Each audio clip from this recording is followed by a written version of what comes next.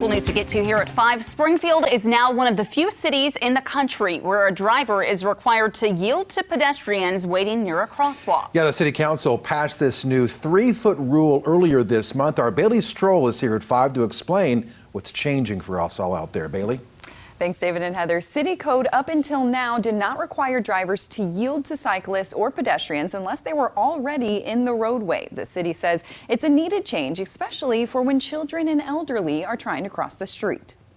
Some roads are very narrow, and at high speeds it can be really dangerous to even just put as much as a toe across the curb into the street. Mandy Buchan-Quinn says the new 3-foot rule is part of a series of updates the city made to traffic codes in November. She says last quarter, only 44% of Springfield drivers were yielding at crosswalks. Drivers are doing better and better, but if you think about it, still more than half of people are not stopping for pedestrians. Now, drivers will not only have to watch for those already walking through the roadway or waiting at the intersection, but anyone walking within 3 feet of a crosswalk. We want them just to stop for somebody that is right at the curb, where they're safe but visible by drivers, and they're making eye contact, demonstrating their intent of crossing.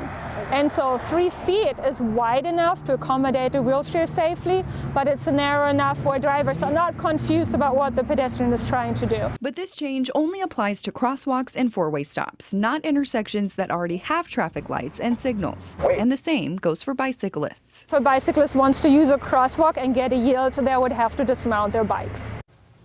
Now, Buchan-Quinn also says starting in March, Springfield police officers will dress in plain clothing and test drivers at certain intersections around Springfield or crosswalks around Springfield. Drivers will then be handed educational materials and a warning if they fail to yield. And then after the first 3 months, they will eventually could receive tickets for obvious violations.